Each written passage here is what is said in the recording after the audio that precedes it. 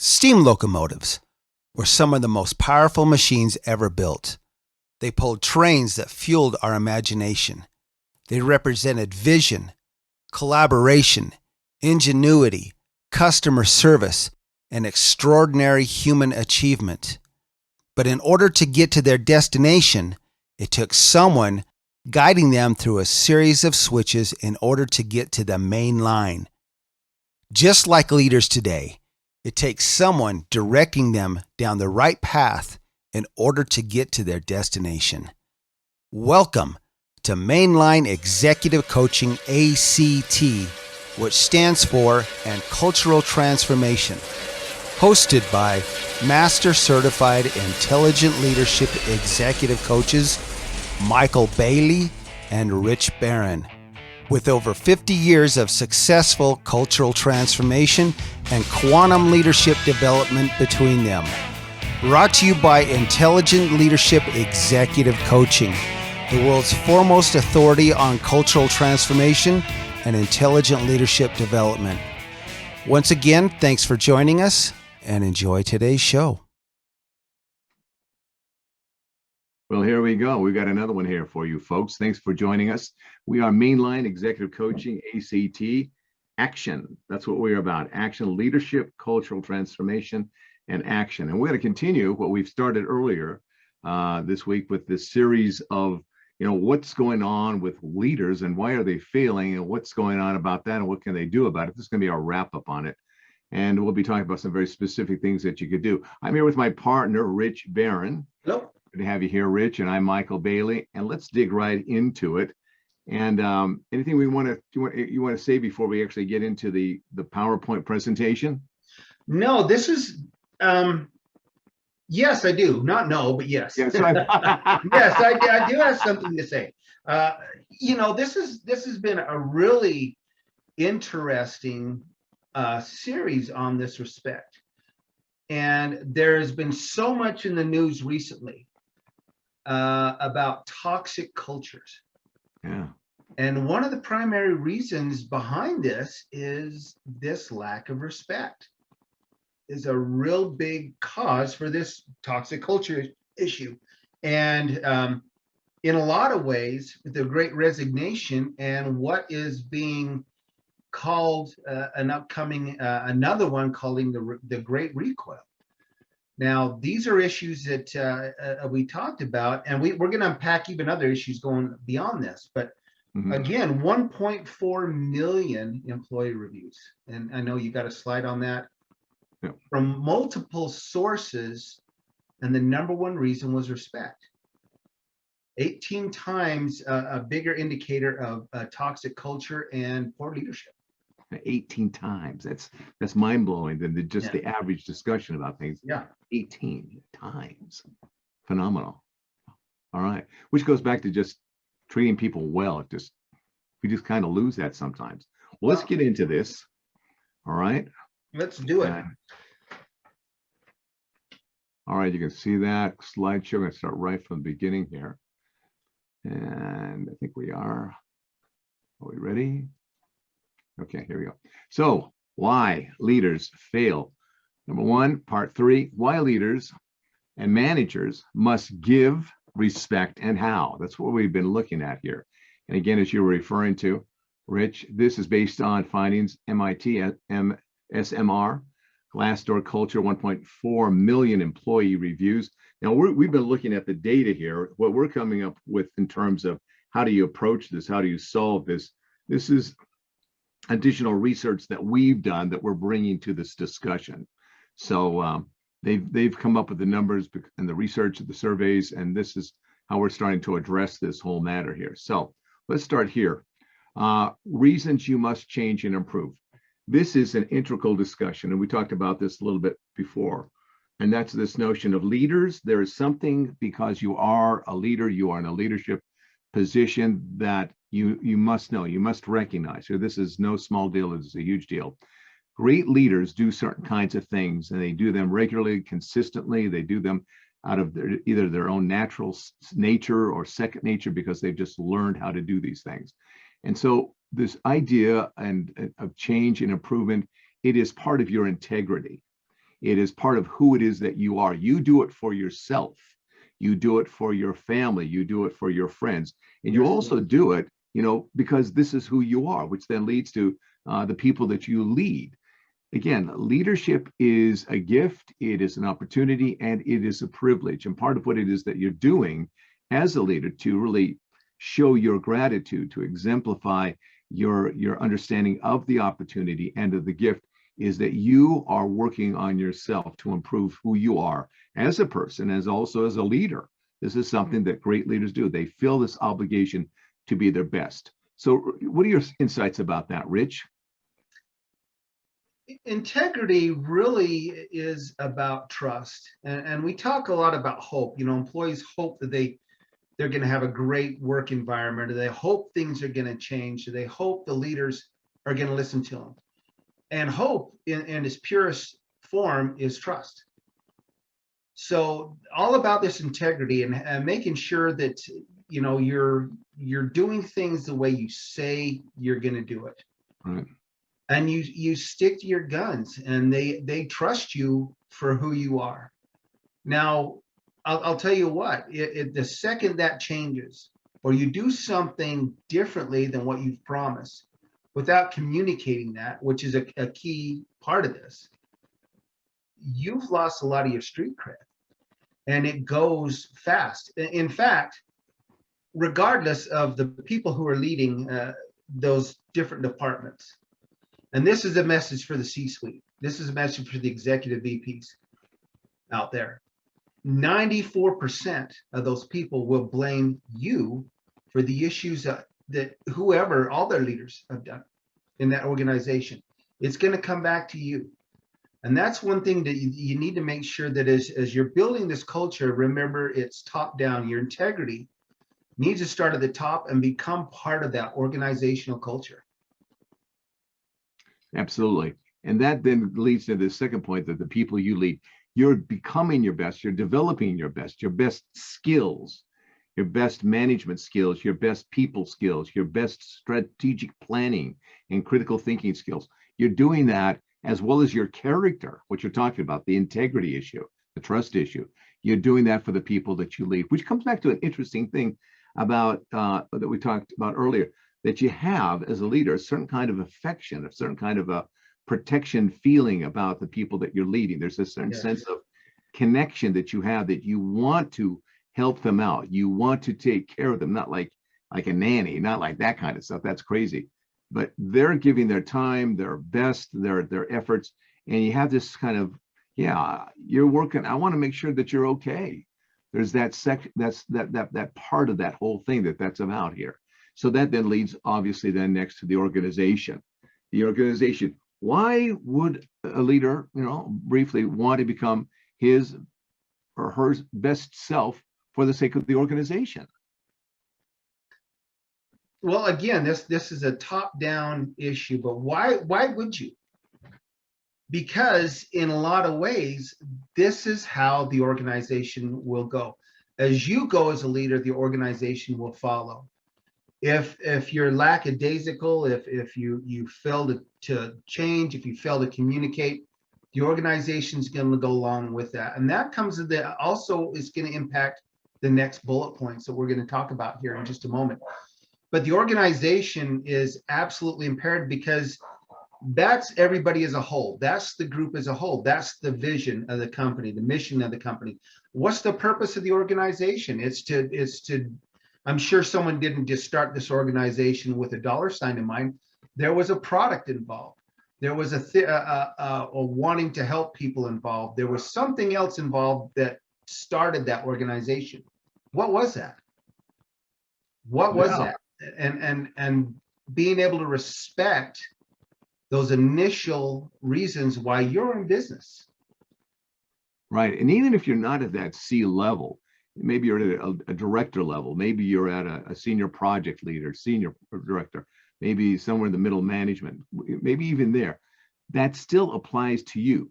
If you have that leadership position, again, it's about what you do in your organization has an effect upon other people. You're the example that you set.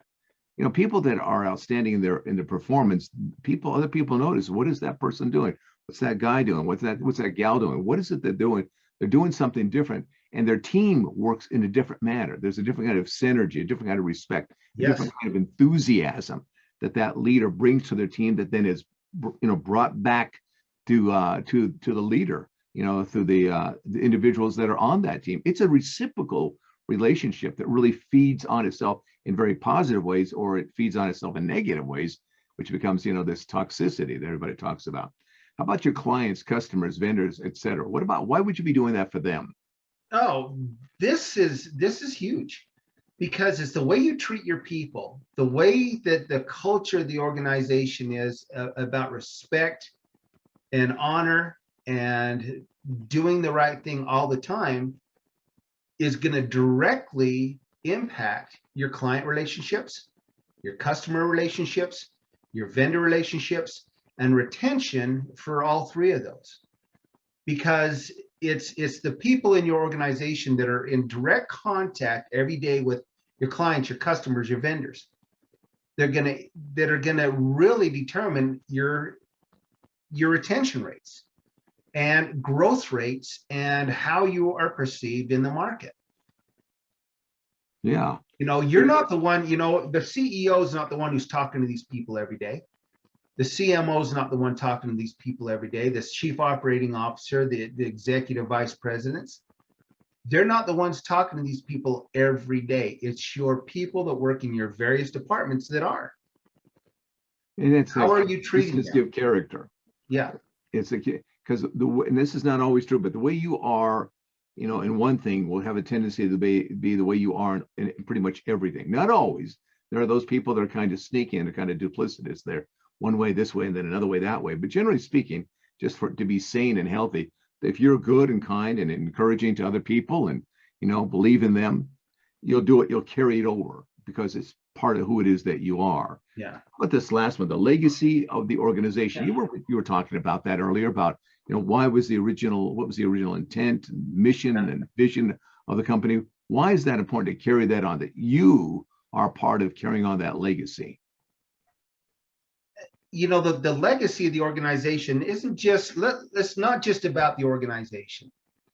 And something you said earlier, this mindset, going forth, wanting to build altruistic, genuine relationships with people every single day and every facet of your life, carries over into your work, it carries over into your family, it carries into everything you do. And so the legacy of the organization is going to be a direct mirror, as it will, of the people who lead that organization, a direct reflection on them. How is it going to be viewed otherwise? A lot of times you see in the news about organizations that have gone belly up or have, they've been caught doing something that was not exactly above board. And who are the ones that they call out on that? It's not everybody else, the specific departments. It's not the people in manufacturing. It's not the people in logistics. It is the senior leadership of that organization. So if you're doing something as a senior in the senior leadership of that organization that's not above board, that's going to impact everybody else in that organization, you really need to step back and decide if you should be there, or if you need help changing who you are. Yes. That's because sometimes, let's be honest, sometimes people just don't know. Yeah. They just aren't aware. People say that they're aware, but when you actually look at the studies, no, like 85% of the people have no idea what's really going on. I don't mean intellectually, but in terms of their own self-awareness. We don't tend to be very good at being self-aware. Let's go into this next one, which then leads into what we're talking about here on a deeper level. And here it is right here. You must resist. This is how we've done. You must resist. This is how it's always been. You must resist it. This is just the way that we do things. You have to resist that. And so what we're going to talk about here are some ways that you can resist. We're going to suggest that you stop that. So resist procrastinating the actions of change. If you're getting some notions here that there's some real changes going on, stop putting it off. Yeah. Put a plan in place. Start doing something about it. Stop procrastinating. You know, that is the number one. I am convinced, I really am. Procrastination is probably the number one reason that there is misery in the world. I would agree. I'd absolutely agree. There's the opportunity for change and to be better and to do better and to help others. They just don't take it. Just don't do it. So it perpetuates the problems, the misery. How about this one here? Resist taking the easy way. You had some ideas on this earlier. What do you think about resist taking the easy way?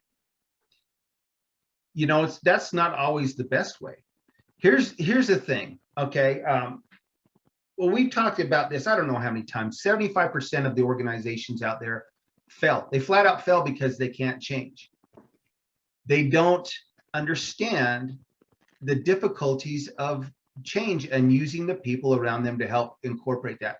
There's a great book, Michael. It's called, it's written by William Conway. And he was a CEO of an organization, and he developed his own organization after that. But he's got a book. It was called The Quality Secret: The Right Way to Manage. And if you haven't read this book, it's a great book on this, because he talks about change, talks about waste, and all those things in his book, and why people do the things, you know, they've always done. You know, why are we filling this form out? Well, I don't know. We've always filled it out. Well, where does it go? It goes in that drawer over there. Where does it go after that? Well, it goes in a box, and then in 2 years we'll probably shred it. Does anybody ever see it? No. That's the whole thing about some of these things. This is how we've always done it. So you really need to take a strong look at what you're doing, and if it's something that's really creating waste. And I'm talking about not just waste in the paper sense or something like that. If it's creating waste for the time of your people, creating waste for their talents, creating waste for their skill set by doing things that really are not value added. They're drainers when you really take a look at it. They drain The the drainers, the situation. discouragers. They impede the momentum. I mean, it's just crazy. And the easy way is let's just keep doing the way we've always done. And that's what happens with procrastination. Yeah. It's hard. So let's not take a look at that today. We'll do it next week. There you go. Let's put that on the calendar for Q3. Okay, well, today's the first day of Q1. We got plenty of time. You know, that kind of thing. Why put it off? Why put off something that can positively impact not only yourself, but all the people around you, and your organization, and your clients, and your customers, and your vendors, and the list goes on. Well said. Next one here ties into this. Resist your own inertia. You know, it's that whole thing. An object in motion tends to stay in motion, and an object at rest tends to stay at rest. At rest, yeah. Yeah, that whole thing. You know, you're going to have to put some more effort into it. You have to put some more intentionality into it. You're going to have to put some more energy into doing these changes. It's not going to just come automatically. Yeah. This next one here: resist the C-suite's illusion of the comfort zone. What about that one, Rich? You know, this is one that, you know, everything's going great. You know, the numbers are looking really good this month. You know, it's all about numbers. It's all about revenue. It's all about whatever, without really seeing there might be some real problems. Getting out there and finding out, talking to people. Here's the thing. The comfort zone is a killer. Not only is it a career killer, it's an organizational killer.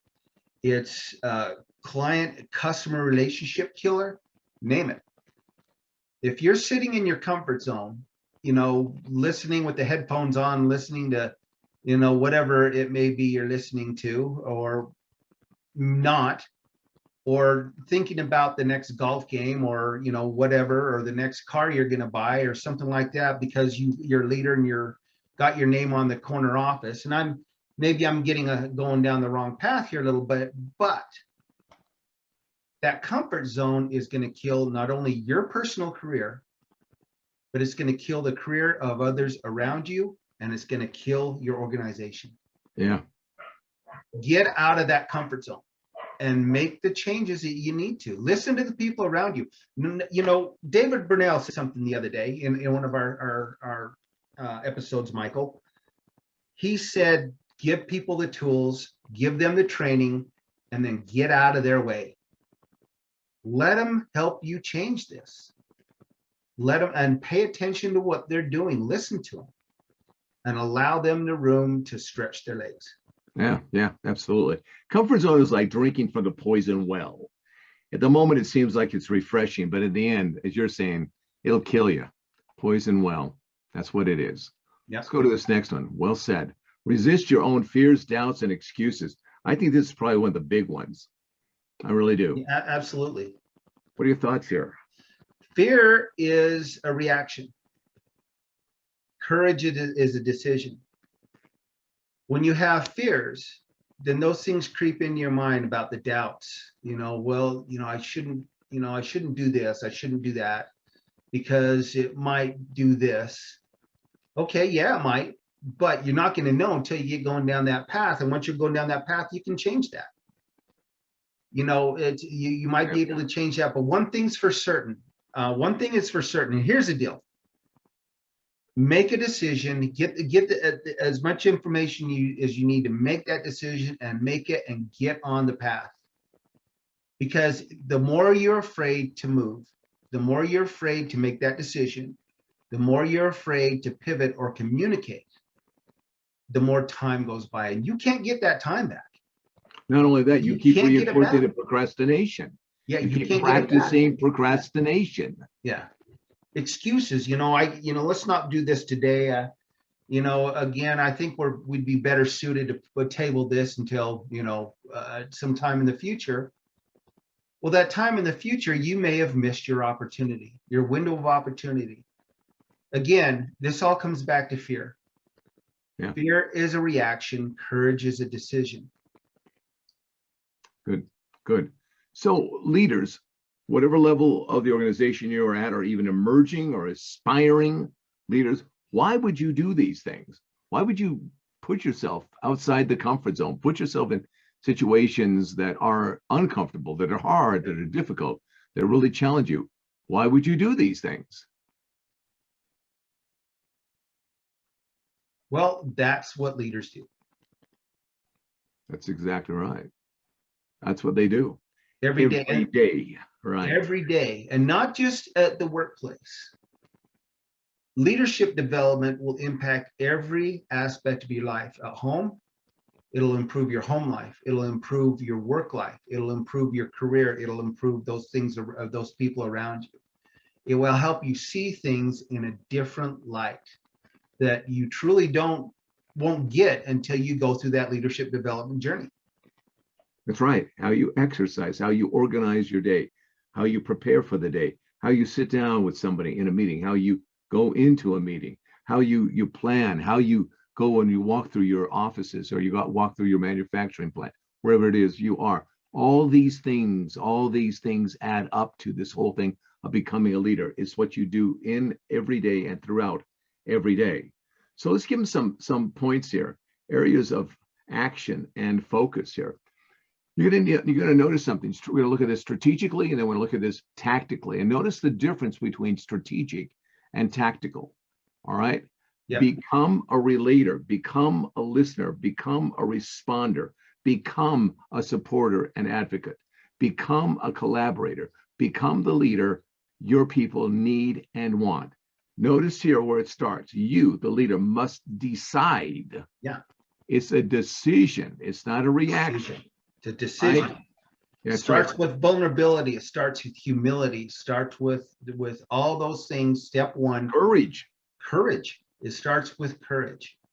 Absolutely. Yeah. So these are decisions. And you may say, well, I'm not good with working with people. Okay. You notice I didn't say, if you're not good at it, don't do that. If you're not a good listener, I'm not a good listener. I'm just not really good.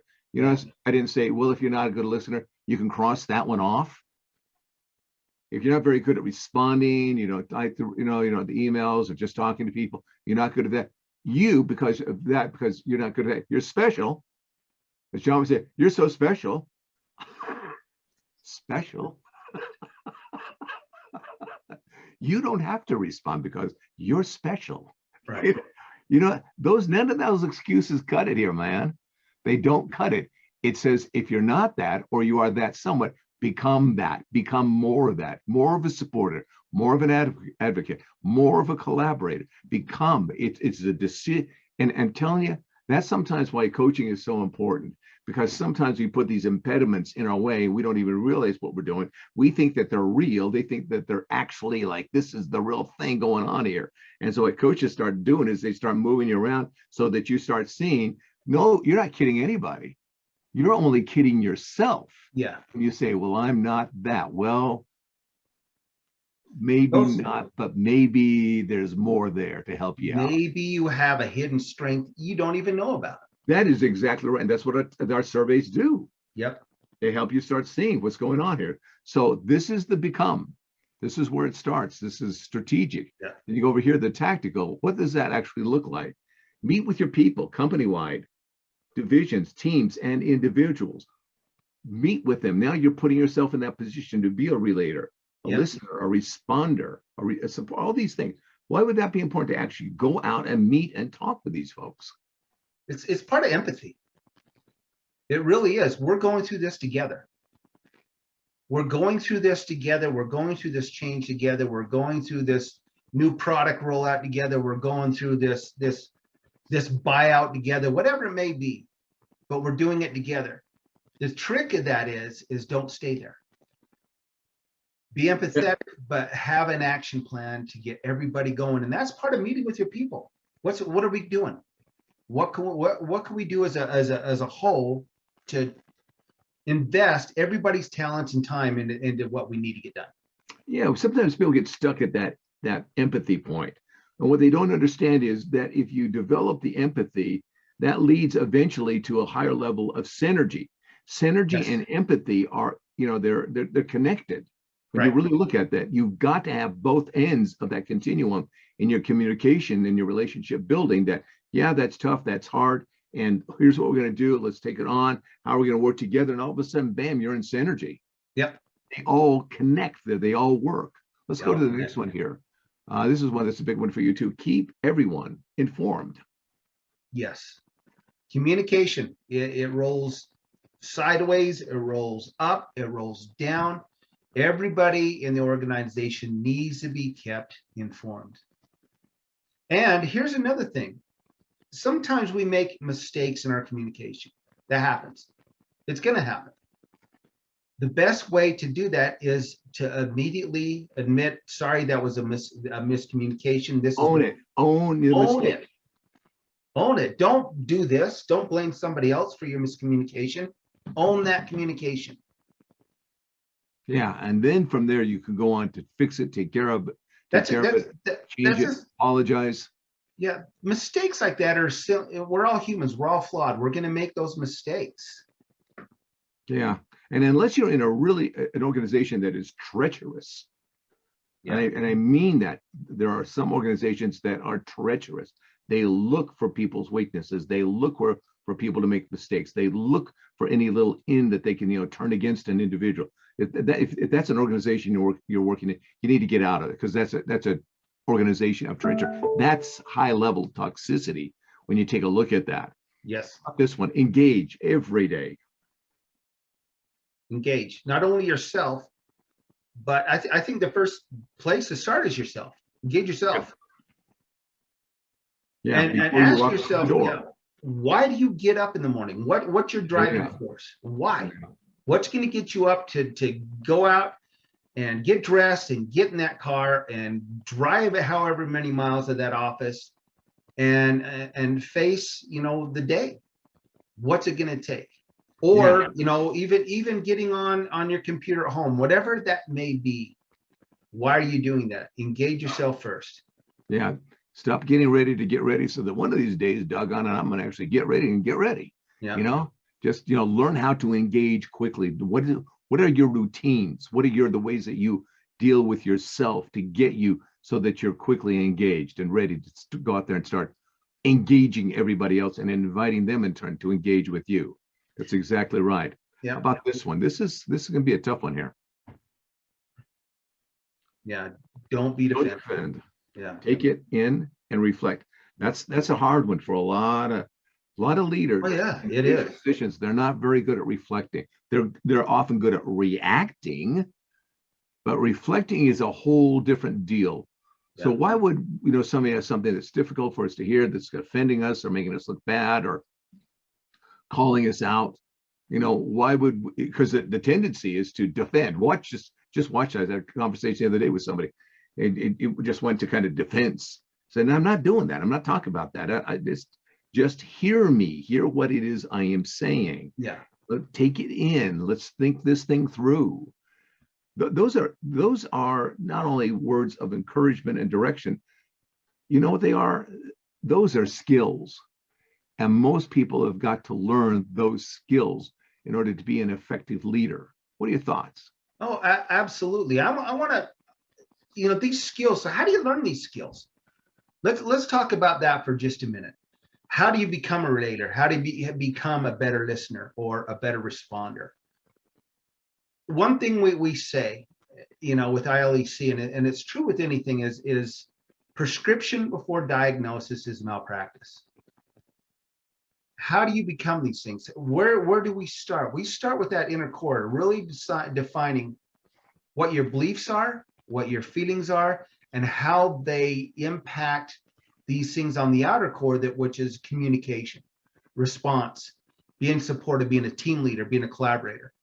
All of these things start with the inner core of who you truly are. And that's where we start.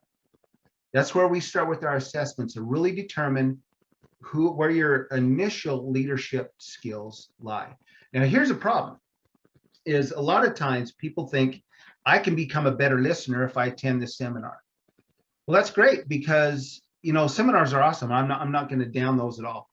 But here's the thing is those seminars and some of these week-long, maybe meetings at work or whatever they're going to be, are going to come in and they're going to talk about, well, this week we're going to talk about how you can be a better supporter and advocate with a group.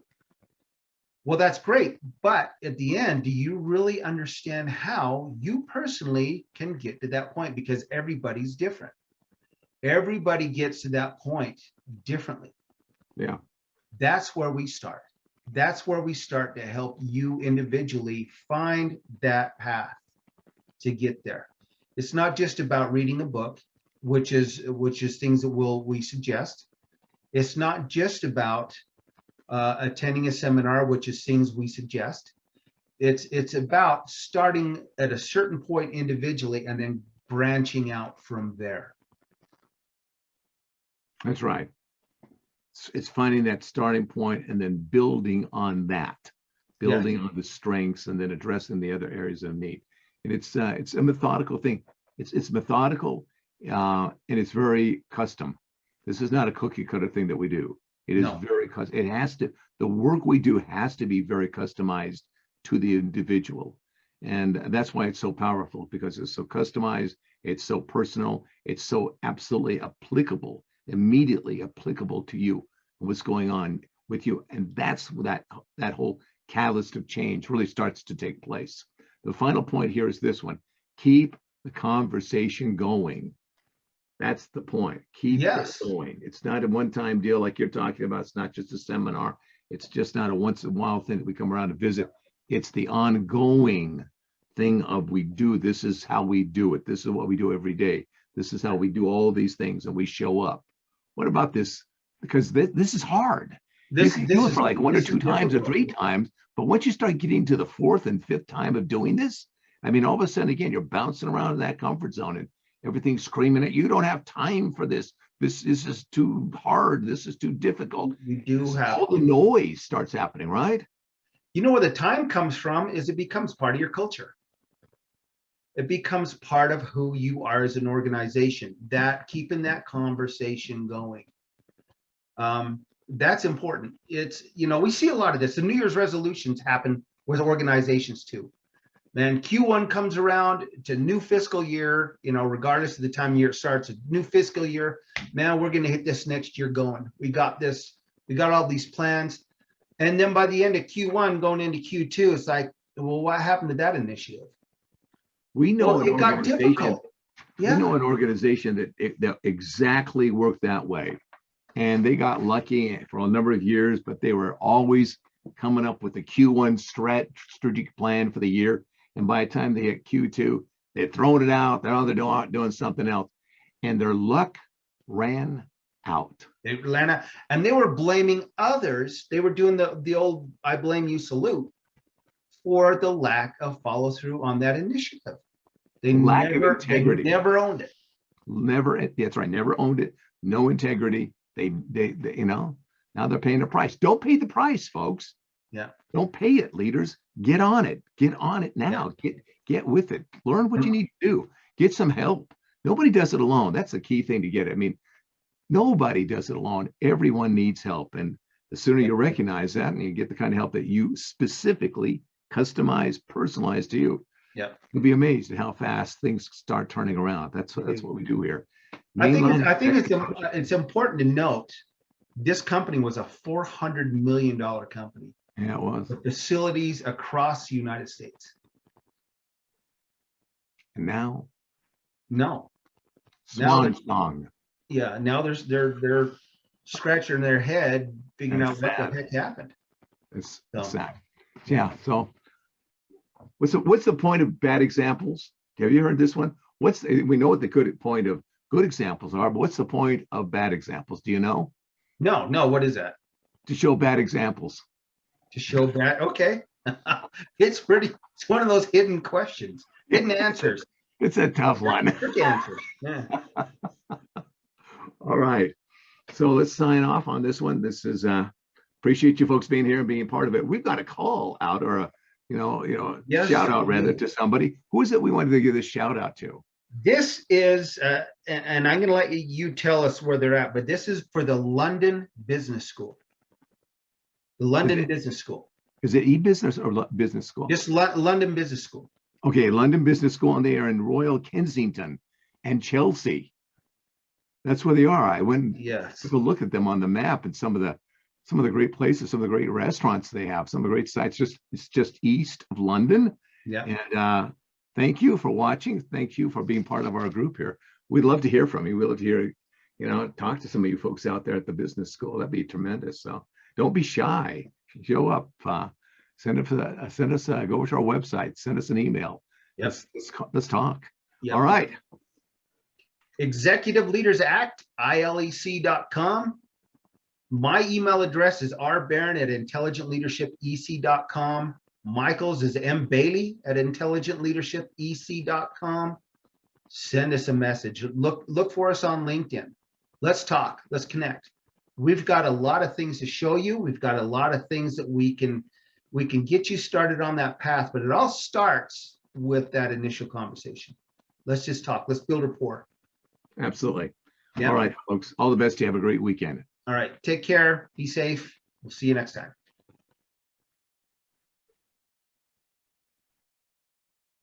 With all of the issues facing organizations today, leadership development and cultural transformation are needed more than ever.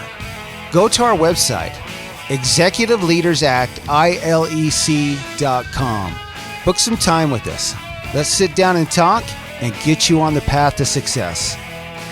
This podcast was brought to you by Intelligent Leadership Executive Coaching, ILEC, the world's foremost authority on leadership development and cultural transformation. Once again, for Mainline Executive Coaching ACT, this is Rich Barron and Michael Bailey. Thank you for joining us, and take care.